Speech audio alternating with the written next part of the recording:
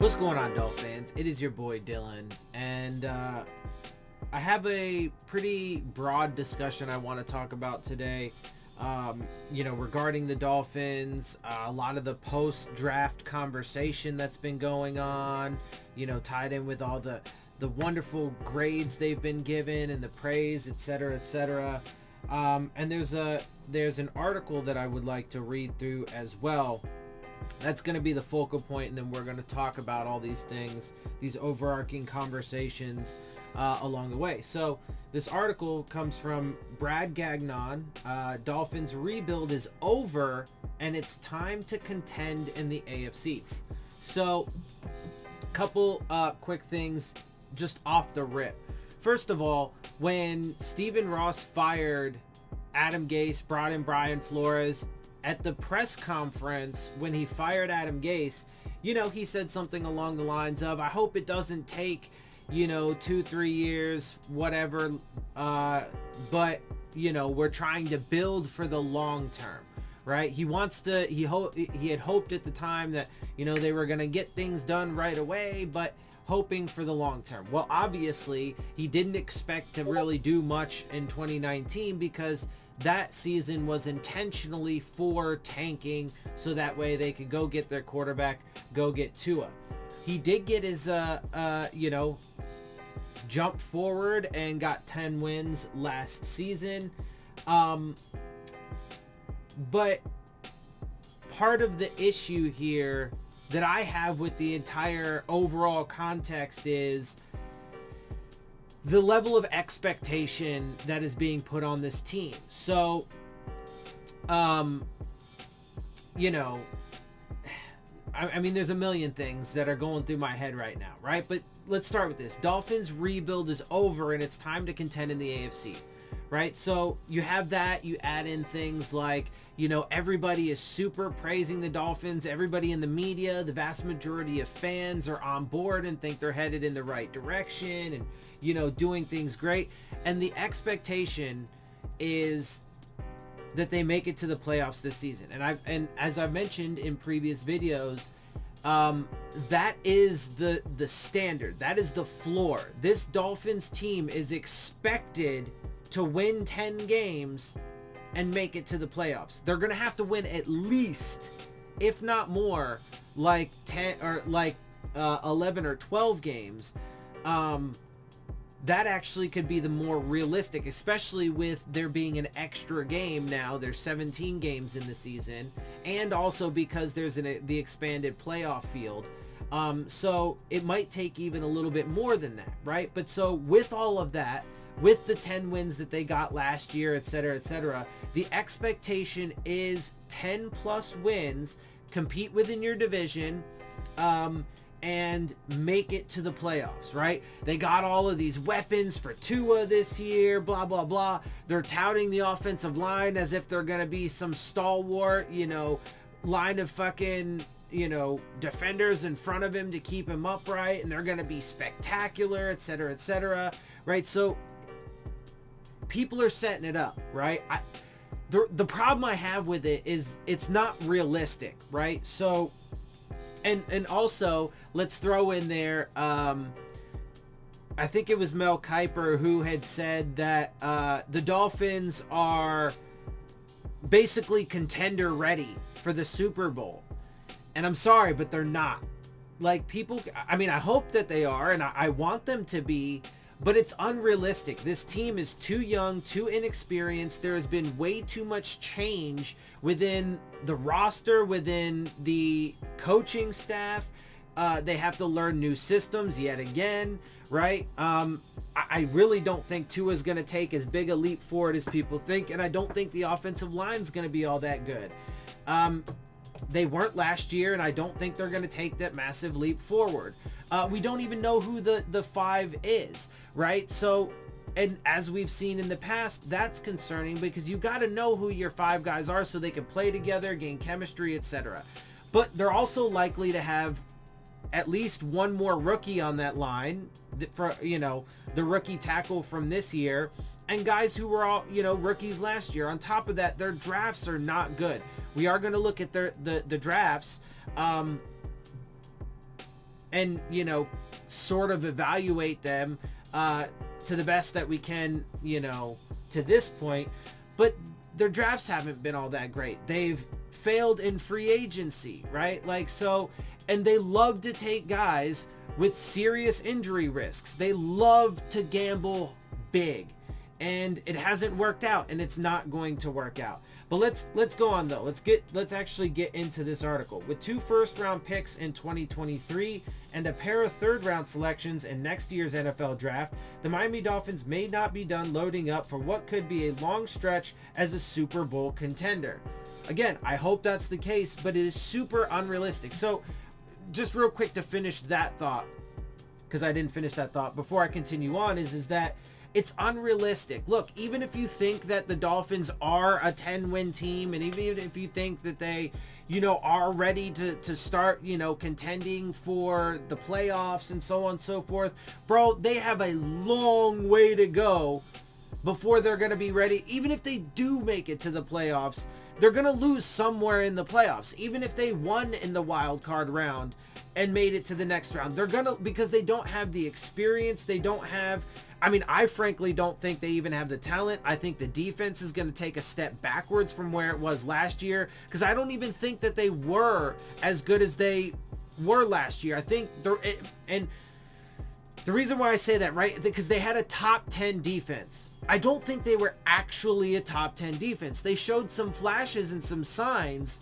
Okay, they might be somewhere in the middle of the pack, and I think that's probably where they're going to end up this year. I think the offense is going to be in the bottom half of the league, and the defense will probably be somewhere in the middle of the pack. That defense is anchored by Xavier Howard, by the way. He is the one thing on that defense that's for sure, you know, elite and whatever. But they got rid of a bunch of guys from last year.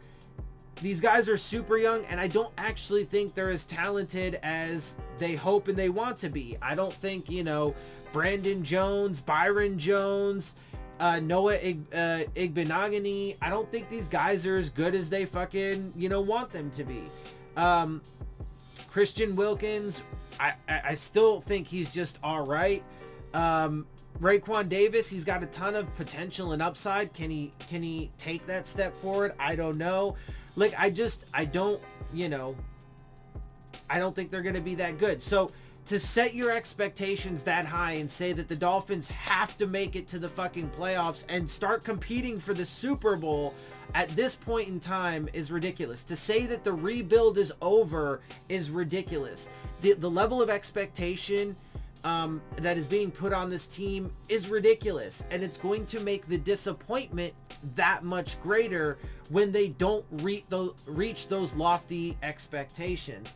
Because I'm telling you, man, they're not going to be a 10-win team this year. They are not going to be in the playoffs. I'm sorry, they're not going to be. If they couldn't do it last year with 10 wins, an expanded playoff field, and having gotten a ton of help throughout the season because of injuries to other teams and COVID problems with other teams, etc. I mean, I'm sorry, they're not gonna be that. They're not gonna take the massive step forward. I want them to, and I hope that they prove me wrong, but I just don't see it happening. Anyway, so let's continue on. And so that's the big thing to start with is the level of expectation. It's just unrealistic. It's unrealistic.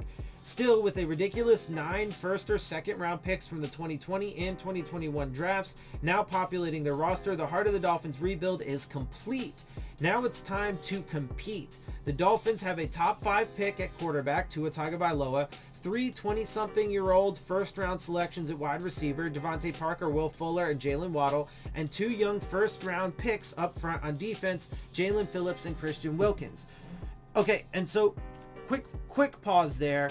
Look, on paper, it looks great in a lot of ways, right? And last year, on paper going into the season, it looked great in a lot of ways. We saw some flashes of that potential greatness, and they did get to 10 wins. Again, I don't think it's emblematic of how good the team really was, And I don't think it, because you can't really even evaluate any team at all from last year. It was a super fucked up season. So, but anyway, so on paper it was great, but if those guys were really so great, why didn't they keep a bunch of them around, right? And anyway, whatever. So I think people are getting their hopes up, and I think they're going to be super disappointed because I don't think these guys are really as good as what people think. They have 4 young day 1 or day 2 picks along the offensive line: Austin Jackson, Robert Hunt, Liam Eichenberg, and Michael Dieter, at least one of whom isn't even guaranteed a starting spot, with veteran addition Matt Skura and 2020 rounder Solomon Kidley on board. Miami also has 2 young day 2 selections at tight end, Mike Gesicki and Hunter Long, and a secondary led by extremely well-paid veteran cornerbacks Xavier Howard and Byron Jones. Howard Jones, safeties Bobby McCain and Eric Rowe, edge defender Emmanuel Ogbah, Fuller, Parker, Skura, and incoming defensive veterans Benardrick McKinney and Justin Coleman give them plenty of experience and veteran leadership. Meanwhile, their depth chart has been bolstered by late-round surprises like linebackers Jerome Baker and Andrew Van Ginkel, running back Myles Gaskin, and wild-card offensive weapons Lynn Bowden Jr. and Preston Williams. There isn't a weak spot on the roster. I completely disagree with that. At least one that doesn't contain an immense amount of promise. This is a team that actually blew away expectations by winning 5 of their last 9 games with practically none of that aforementioned talent on the roster in 2019, and then built on that with a 10-win 2020 campaign. That makes them 15-10 since the start of November 2019, despite the COVID-19 pandemic significantly limiting head coach Brian Flores' first full offseason in 2020. Couple quick pauses there. 2020 wasn't his first full offseason for a couple reasons. One, because he did get the 2019 season. Right? Adam Gase was fired at the very end of the 2018 year, and Flores was brought in right away. So he had the entire 2019 offseason.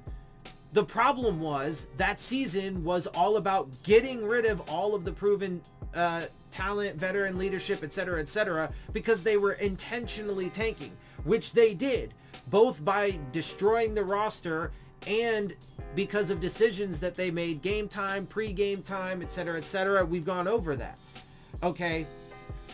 Yes, it is somewhat miraculous that they did get 5 wins, but that isn't a testament to how good the team is or how good the coaching staff is or any of that, especially considering the fact the coaching staff is very different than it was at that time. So you can't even give it to the coaching staff, right? I guess you could say Brian Flores because he's the fucking consistent there. But it wasn't because of that. Brian Flores tried to make sure that they had a top 5 selection, which they got. Okay. They won those games because of Ryan Fitzpatrick, his leadership ability, his gunslinger mentality, and his ability to rally his teammates.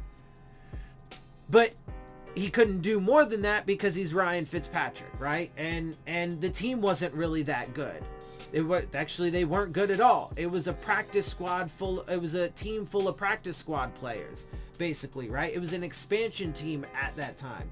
So that was their absolute ceiling, right? And then they won 10 games last year because of the, extenuous circumstances that was the 2020 season, right? I'm telling you, they would not have won 10 games if they got to play teams at their full strength. The Patriots had their entire defense missing. They still beat us in the first game. We beat them in the second. We probably wouldn't have beat them in the second. We wouldn't have beat the 49ers if they were full strength. The Jets, they were a rebuilding team, but they probably would have given us more of a fight than they did in those 2 games if they weren't also decimated by injuries. There were a number of other teams that had significant injury concerns and problems going into the games. The Dolphins were relatively healthy compared to the rest of the league. So yes, their success was in large part, and that's why the expectations for this year are overinflated in my opinion. Anyway, so let's see. Still, Flores' defense ranked 11th in the NFL last season in terms of DVOA, defense adjusted value over average, at Football Outsiders, and only 5 teams surrendered fewer points than a Dolphins squad that ranked 11th in points differential. Let's also pause, because you're not going to be able to expect that Xavier Howard is going to be able to deliver 10 interceptions every year. As great as he is, maybe he gets 6 or 7 this year, but as great as he is, he's not going to do that for you every year. You better hope Javon Holland can do it. Byron Jones certainly can't fucking do it. And the rest of the Dolphins defense, will get you a couple here and there, right? And, throw in some fumbles as well. But you're not going to be able to expect, just like I had said last year, at certain points in the season, you're not going to be able to expect the kind of, defensive performances every single game that you're getting, even from an elite defense, which they weren't, right? I'm telling you, they're going to take steps backwards this year, especially because they are still likely to even lose some of the other key pieces, like Bobby McCain or Eric Rowe could be gone, right? Nick Needham might be gone, right? So there are other key pieces from last year's defense that could still be gone. They're going to take a step backwards, and this offense is not going to take the kind of step forward, at the very least, that people want from them. They rank 3rd behind only the Tennessee Titans and Indianapolis Colts, with a turnover margin of +9. So, pause, because to kind of finish that. So, you're not going to be able to expect 10 interceptions from Xavier Howard. I think that they're actually going to take a step backwards, but part of the reason why, again, because everything, all of this stuff, it's all relevant, right? If you don't include the COVID stuff and the injuries, you're not looking at the full picture, you're not looking at the full equation. And so it all comes full circle. Part of the reason why even the defense was able to perform to the level that they did last year was because rosters were decimated by injuries, right? And so that's not likely to be the case this season, or COVID, right? Now, I think COVID is still going to be a factor. I think you're still going to have guys who end up, testing positive throughout the year. But at the very least, they seem to be going ahead full steam, and they're not going to have the limited off season that they did last year. So even if COVID still, is a factor in the season, which I expect it to be, theoretically you would think that at the very least, since they're going to have a full off season and are going to be able to get into, football shape before the season hits, they're likely going to, for the most part, be able to stay in that condition. You would think that there are going to be less injuries. So you're not going to have full rosters like the 49ers is the prime example, because that's, relevant to the Dolphins. We played them last year, and they were the most decimated team. But the Jets, too, were super decimated. They were just also happened to be a rebuilding team and not on the same caliber as the 49ers pre-injuries. Anyway, right, so you're not going to expect the Titans, man. They got wiped out by COVID and then injuries, right? And then still fucking went as far as they did. So, you're not going to be able to expect that, or you wouldn't theoretically expect that this year, because they will at least have all of that time to get in and stay in football shape. So that's an important factor. Although, again, I still do think that COVID is going to have a significant impact on the season. I do think guys are going to end up on the COVID list, etc., etc. Who knows? We may even still have opt-outs. Anyway, they ranked 3rd behind only the Tennessee Titans and Indianapolis Colts in turnover margin of +9. Now, think how much better they can be when they're significantly more acclimated and experienced in 2021. That's not true, though. That's not true. Again, this is one of the youngest rosters in the league. So where's this experience that you're talking about? They've already cut and potentially will cut more of their first 2 drafts. Okay, Michael Dieter, I think he'll still stick around at least for this year, because they really don't have many options at center. But they could lose guys like Stroudsbridge or Dieter. I mean, and that would be like, and people would rather praise Brian Flores for cutting bait early when you've realized that it was a bad investment, more than they want to criticize him for having made the bad investment to begin with and being bad at player evaluation / development, right? So, okay, I guess, right? The running back that they took, Dokes, this year, there's a possibility he might not even make the roster, which would be crazy, because then, people like, well, they ended up taking a running back at, in round 7, and he could be as good as any of them. Well, if he doesn't make the roster, then that's pointless, right? So anyway, like,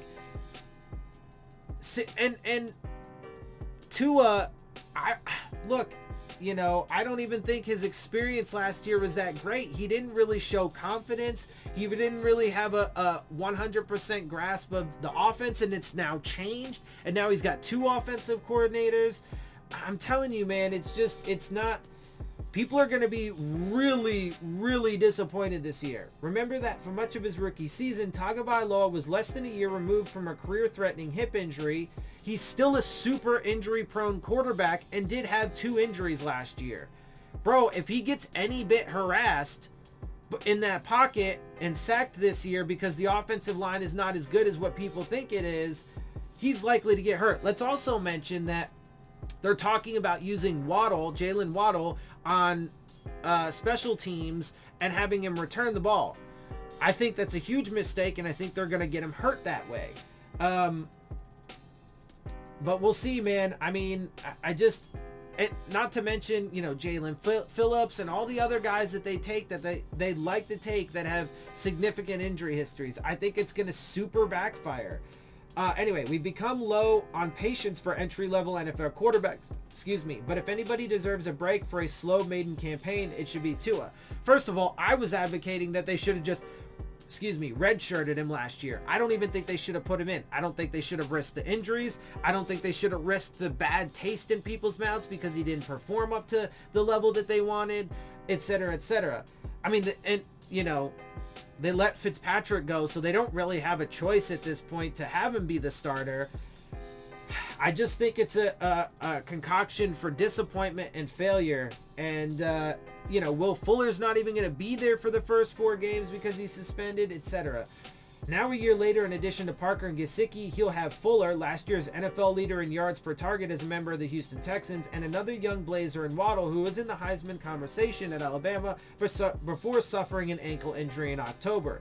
Tagovailoa should also get the promising Williams back from an injury-plagued 2020 campaign, Preston Williams, and will have Long at his disposal as a rookie third-round tight end who looks ready to serve as a safety valve immediately. And then there's that young line. Hunt improved mightily late in his rookie season.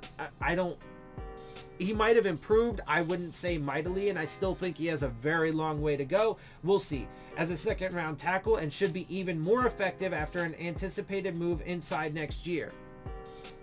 People like to say that, and people praise the versatility for all these offensive linemen, but you gotta have your fucking set starters, bro.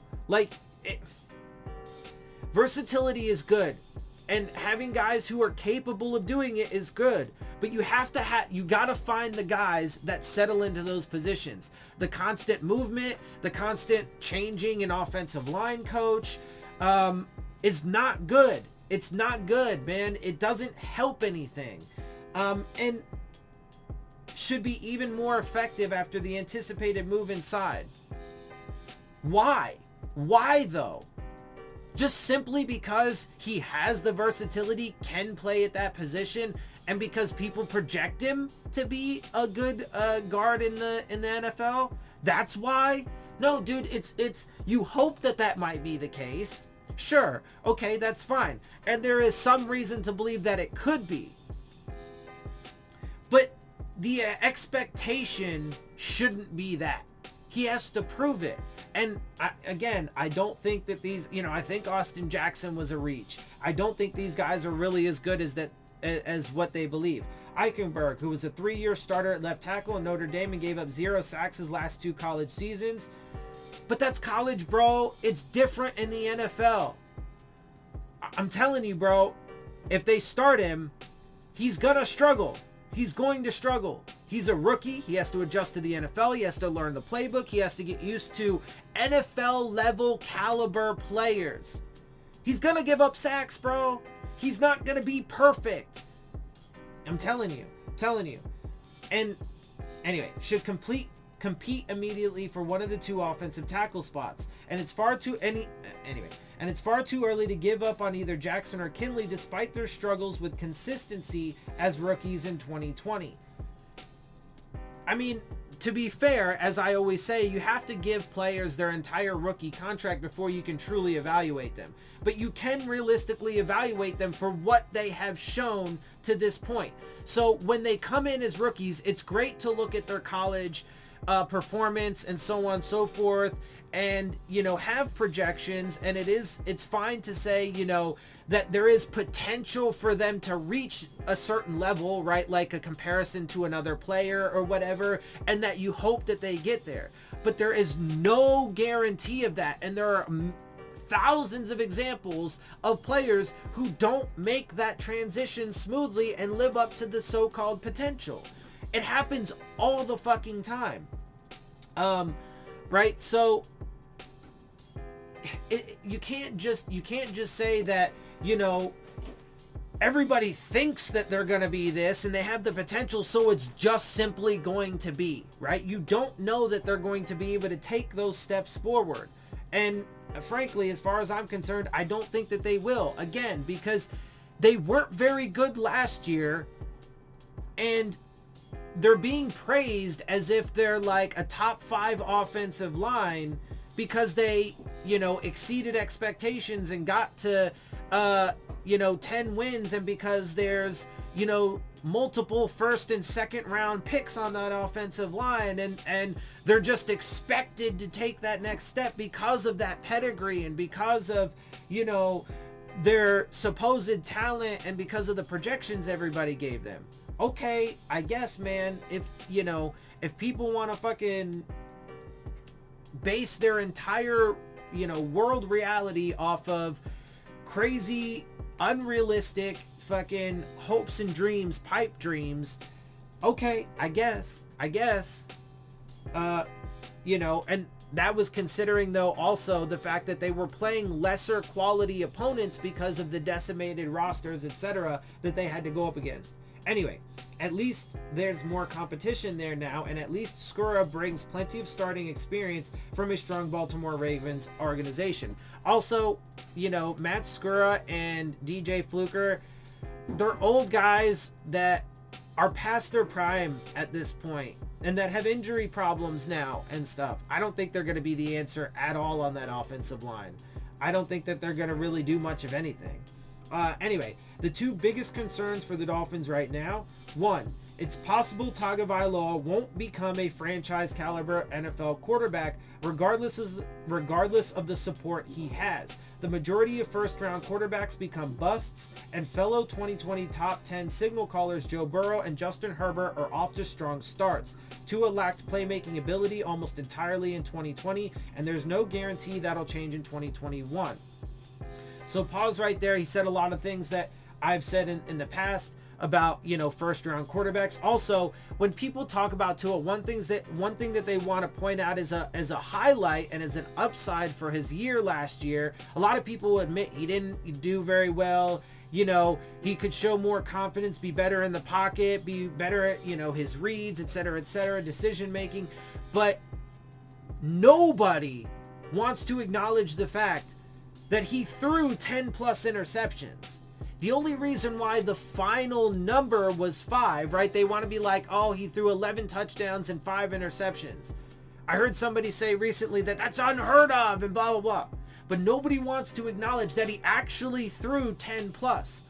The reason why they weren't official interceptions is because the dude just lucked the fuck out, bro. Like, that was a common theme for the Dolphins last year. They got super lucky. Not just Tua and the fact that he didn't throw 10 plus interceptions because they got called back by penalties or because the defender just, couldn't squeeze it. He got it, but when he hit the ground, it came out or stepped out of bounds right before, He got super lucky, bro. You can't expect that to happen. The same theme goes to, the fact that they won 10 games because they got to beat up on a decimated 49ers club or whatever, right? Et cetera, et cetera. So, and look, man, surrounding your quarterback with weapons, right? Because part of the reason why I dislike the, all you got to have is an elite quarterback philosophy is it doesn't matter who it is. It could be Aaron Rodgers or Tom Brady. You still have to give him an offensive line, and you still got to give him a supporting cast. That includes wide receivers, tight ends, and running backs, skill position players. That also includes a defense that's going to be able to get the other team off the field and give you the ball back. Okay? And again, I don't think the Dolphins defense was really as good as they appeared to be last year. I think they're going to take a step back. I think they'll at best probably be somewhere in the middle of the pack. Okay? And I'm sorry, but Tua in that offense, man, they're not, because it starts at the offensive line. It starts at the offensive line. You can get them those fancy pieces on the outside, the wide receivers, but if you don't give them an adequate offensive line, none of that's going to matter. Absolutely none of that. They're going to get their franchise quarterback hurt because he's undersized and because he's injury prone and because he's going to get harassed. And they're not going to even have time for these, fancy weapons on the outside to do anything, right? I think that there's also a high likelihood that Jalen Phillips gets hurt at some point in the near future because that's what history would show, right? And same thing with Tua, though, because that's what history has shown. They both have significant injury histories, and they have massive investments in those guys. I'm telling you, man. Number 2, there are no sure things along that offensive line, which might not offer Tua much continuity now that Hunt is likely to move inside, and both Eric Flowers and Ted Karras are gone. They have a lot of young talent there, but if Eichenberg experiences growing pains, which he will, and Jackson or Kinley can't take the next step, I want to clarify there, because everybody says the next step, and it's super vague, right? Because it's a vague way to explain a player's progress and development, right? Because it's possible that those players, Jackson and Kinley, progress. It's possible that they technically get better from last year, but if they weren't very good to begin with, and they only take, a small step forward, it might not be what we need. It might not be good. It still might not be good enough to protect your franchise guy, which I don't think it is, right? And so the fact of the matter is that,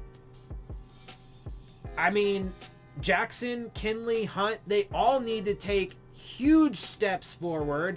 Dieter needs to take like a godly step forward because he's been trashed pretty much this entire time. Or, Skura or Fluker need to exceed expectations as an old beat up player.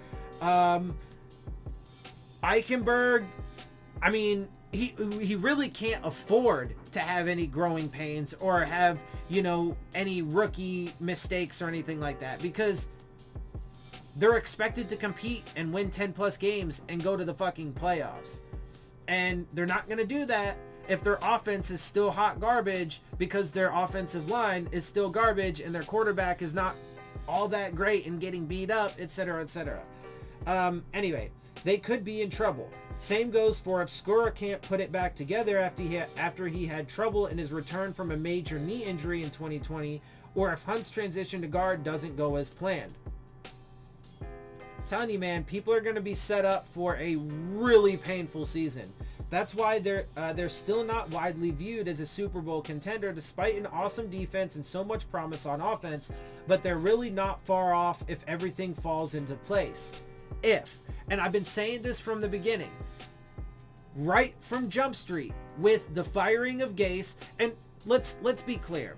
At this point, it's super clear. The reason why Stephen Ross fired Gase is because That was the first time that in Stephen Ross's tenure as majority owner, he actually took, and it's pretty well documented. There were even reports back then during Gase's time. There was talk, and Stephen Ross had even said at the time, I'm taking a more hands-off approach, and I'm letting the guys that I chose to run the show do their job. And that's why it's not that Grier can't do the GM job well. It's just he takes marching orders from whoever's in charge. At the time, it was Gase. And they had wonderful drafts in those 3 years, right? And now they're having terrible drafts now because Stephen Ross took the reins back. When Adam Gase said that he was not going to tank the 2019 season so they could go get the quarterback that Stephen Ross wants, he got fired.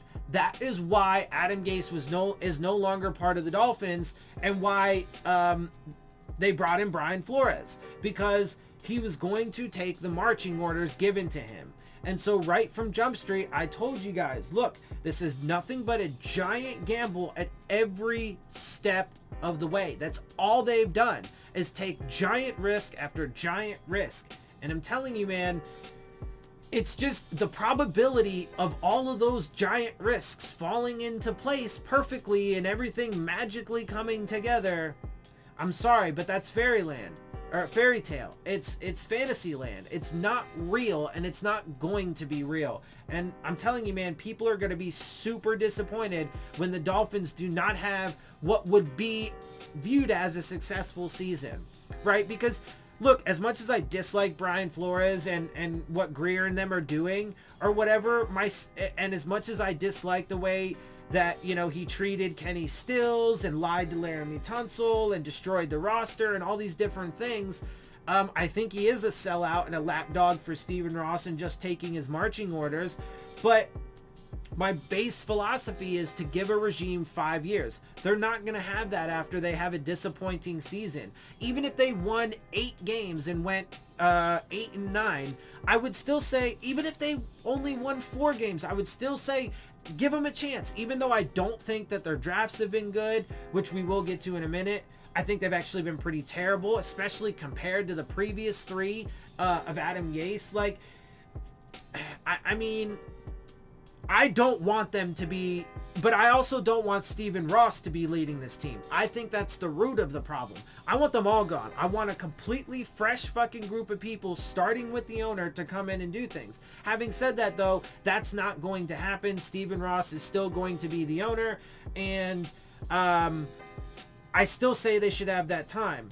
But if they don't meet the lofty expectations, if they don't have a 10-plus win season and make it to the playoffs, I'm telling you, Stephen Ross is not going to keep them around. Especially because then their roster is going to be exposed. Their massive investment mistakes are going to be exposed. And I can't understand why people don't look at their drafts realistically and for as bad as they've been. But their drafts, and that's the core way you build a team, their drafts have been pretty dismal the first few seasons. In their first two years so far. But anyway, all of that is going to be acknowledged and recognized after they only win 6 or 7 games this year, or maybe 8 games, but do not meet the double-digit win total that they did last year and don't make it to the playoffs. And if it doesn't, the Dolphins might not be able to wait much longer for Tua or whichever offensive line cogs don't come through this season. They might currently own a combined 3 first-round picks in 2022 and 2023 thanks to the San Francisco 49ers. They also could have they could have 4, right? And they could have another 3rd rounder from next year if they didn't trade from 12 back up to 6, and if they didn't trade up to, like, everybody wants to praise the 4th rounder that they got for trading away their 5th this year. But I would have much rather had stayed at 12, kept the motherfucking 1st round pick that they had next year, did not trade up for Eichenberg. You could have either took him at 50 or took a better offensive lineman, one at a more important position, the center position at 50. I would have took Miners there, right? You could have done that and kept your 3rd round pick, and you could have kept your fucking 5th round pick from this year and picked a player there. I think that would have been overall the better accumulation and use of draft capital. But everybody wants to praise them for getting rid of that first round and that third round pick and then picking up a fourth round. Or I'm sorry, getting rid of that first, third, and fifth round pick and then picking up a fourth rounder. Who compares that? Who says that that's fucking, like, whatever, dude. People are stupid. I mean, it just, that's the end of it. I mean, if Tagovailoa doesn't improve significantly soon, they'll have to use a lot of that capital on a new quarterback before it's too late. Or if Tua takes off despite more line issues, they might have to rebuild that unit again on the fly. For now, though, the pieces are in place as a result of a deep, thorough, and smart roster refurbishment. Again, I completely disagree with that. I think that this team is a skeleton, and I think it's going to be exposed tremendously this year. In the AFC East, the formerly dominant New England Patriots became mortal again in 2020, and the New York Jets appear to be on the right track, but won just 2 games in 2020. The Buffalo Bills are a prime contender, but they'll have a target on their back as quarterback Josh Allen tries to prove his breakout 2020 campaign wasn't an aberration. I think the Dolphins' 2020 campaign is far more of an aberration than Josh Allen's. The Dolphins don't yet face pressure like that, and it would be silly to count them out in an expanded AFC playoff field. Pretty soon they'll be out of excuses. No. They're out of excuses now, and their expectation is playoffs. I'm telling you, that's the minimum. That's what all the fans and all the media and Stephen Ross is putting on this team. Guaranteed. If they don't meet that, it's going to be bad news. Real quick though, before I end this, I do want to go through the past few drafts though. Because, and there's a couple ways to evaluate the players from the draft classes, right? And so, those couple ways is their relevance to the Dolphins. You know, are they still on the Dolphins? And what level of contributions are they giving to the Dolphins? And what level of player they are after the Dolphins, after they've left the Dolphins. Right, because you can have draft picks that don't look good for the Dolphins anymore because they're not on the team or whatever, but they end up being good players elsewhere, and so the player was still a good pick. It's just that it's not good for the Dolphins anymore because the Dolphins don't have that player. So I do want to look real quick at the 3 drafts that Adam Gase had. 2016 started with Laramie Tunsil, superstar, obviously playing for another team, so the Dolphins don't have him anymore, so that sucks. So it's not good for the Dolphins, but he is still a superstar. He is still an elite player at that position. He just happens to play for another team. But when you are when you're evaluating that draft class, you can evaluate it from the perspective of all of the individual players, and then give the draft class a grade on that, and then you can give it a separate grade on how it then relates to the Dolphins. So right now, the 2016 class has a pretty low grade when it comes to how it relates to the Dolphins, because almost none of these players are on the roster anymore, right? But overall, the class was really good, right? Because Laramie Tunsil came out of it, an elite left tackle. Then you have cornerback Xavier Howard, who's still on the team, and really the entire defense, the anchor of that defense right now, and still an elite cornerback, and still a superstar in this league. Kenyon Drake, I still think is a really good running back and has done really good things for the Cardinals. So the first 3 picks are 2 superstars, 2 elite prospects, and then a really good serviceable running back in your rotation or whatever. Leonte Carew, okay, whatever. That's kind of always been a fail, but you can't hit on all your picks. Okay, Jakeem Grant still on the roster, might not be going forward soon, but still relevant to the Dolphins, still, really good on special teams and provides a lot of value there and some value in the passing game. I think more than what people give him credit for, if he just had a good system to be in, didn't have so much change on at offensive coordinator, if his offensive line wasn't shit, and didn't give his quarterback time, etc. But still a really good pick in the 6th round. Jordan Lucas, okay, kind of fizzled out. Brandon Doughty and Thomas Duarte. So half that draft class, Carew, Lucas, Doughty, and Duarte, all fizzled out. Never really anything good. But half that draft class was great. Tunsil, Howard, Drake, and Grant. Okay? Then you move to the next draft class. Let's go through this a little bit faster. Obviously, you guys know whether or not they're on the Dolphins or not, so I don't need to talk about that. But Minkah Fitzpatrick was the 1st round pick in 2018. Phenomenal pick. He's a superstar for the Steelers. Mike Gesicki obviously still on the roster. Potentially not for too much longer because of the Hunter Long pick. But, an emerging tight end in the league and doing some good things. Jerome Baker, also a really good pick. Durham Smythe. I mean, the first half of that draft class was really good. Really good. Fitzpatrick is a superstar, and then the next 3 guys are serviceable players on your team. Starters, and Durham Smythe is a backup, but a good guy to have in your rotation because he's primarily a blocker. Kalen Ballage, okay, kind of fizzled out. Armstrong, Poling, those guys, the next 3 picks kind of fizzled out, right? Not that great, but again, you can't hit on everything. But then Jason Sanders in the 7th, right? Still on the roster and a fucking great kicker. So that draft class, at least half of it, more than half of it, 5 out of the 8 picks were great or really good. Okay, so all of motherfucking... I'm sorry, I missed the 2017 draft class. Charles Harris, okay, you miss on that 1st round pick, but when you look at all 3 of those draft classes, you got Minkah Fitzpatrick, Mike Gesicki, Jerome Baker, Durham Smythe, Laramie Tunsil, Xavier Howard, Kenyon Drake, Jakeem Grant. And you certainly hit on a couple of those 1st round picks. You can't get them all, right?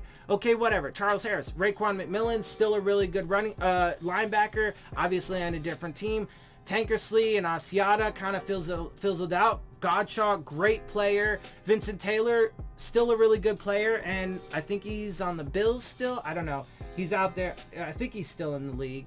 But, kind of whatever. Just an average player. And Isaiah Ford, a serviceable player in the wide receiving room for whoever's team he's on. I don't know if I think he's still on the Dolphins. Anyway, but half that draft class was good. When you look at all 3 draft classes in total from Adam Gase, he hit on 50+% of his drafts. There's a bunch of serviceable guys, there's a bunch of starters, and a few superstars. 3 superstars, Minkah Fitzpatrick, Laramie Tunsil, and Xavier Howard.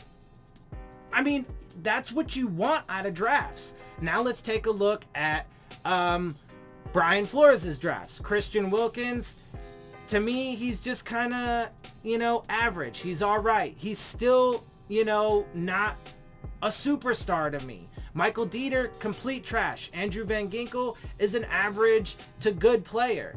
Isaiah Prince, not even on the team anymore. Chandler Cox, not even on the team anymore. Neither of which are very good players. I don't even know that last I knew, Isaiah Prince was somewhere on the Bengals roster. I don't know if Chandler Cox even got picked up anywhere. Myles Gaskin, certainly a little bit of a surprise, but still, just a good player, right? So you have an underwhelming 1st round pick, a complete trash 3rd round pick. Their 2nd round pick from that year was technically Josh Rosen. Complete fail there. Andrew Van Ginkel is a good player. Isaiah Prince and Chandler Cox, not on the team and not very good players apparently, because they're not really making headlines for anybody else. And Myles Gaskin is a good player.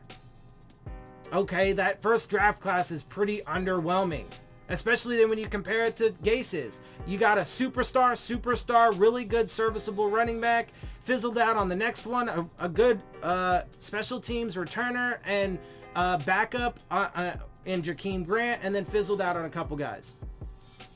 But it's underwhelming 1st round player, complete bust in the 2nd round, complete bust in the 3rd round, okay player in the 5th, complete bust in 6 and 7, and then a good player in round 7 with Gaskin. I mean, it's not even comparable. Then you look at 2020. Tua has a long way to go. He's undersized, he's left-handed, and he's injury prone. Significant issues for a quarterback going in, or potential significant issues, right? He has a long way to go. Austin Jackson, a reach, has a long way to go. Noah Igbenogany, right now it's not looking good for him. Robert Hunt still has a long way to go. Raekwon Davis probably has the best potential out of a lot of these guys, but still has a long way to go. Brandon Jones, Solomon Kindley, Jason Stroudsbridge, long ways to go, bro. Curtis Weaver, not even on the fucking team anymore. Blake Ferguson, Malcolm Perry. I mean, this draft class, even just their contributions to the team last year is underwhelming. I hope that this draft class can vastly improve this season, but I'm not getting my hopes up. And then you have Jalen Waddle, Jalen Phillips, Javon Holland, Liam Eichenberg, Hunter Long, Larnell Coleman, and Jared Dokes, whatever. I think that when the season starts, I think we're going to see one or two more of these guys from these draft classes cut. I think that total will end up being 4 or 5 from their first 3 drafts, which is dismal. And I don't think you're going to see as much, development out of these guys as you want to see. I hope they prove me wrong, but it's not looking very good. When you actually take everything into account, all data, all information, all evidence, all facts into context, and you look at it realistically.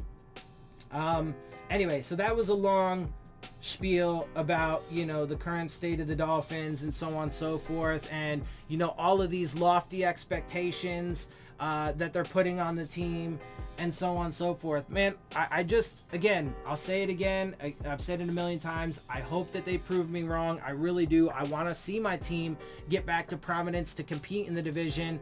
But I think the Jets and the Patriots are a lot further ahead than the Dolphins actually are. I think it's going to prove that an aberration last season in the 10 wins. I think they're going to regress on defense. I think they're going to regress as a team as a whole. I think they're going to get exposed.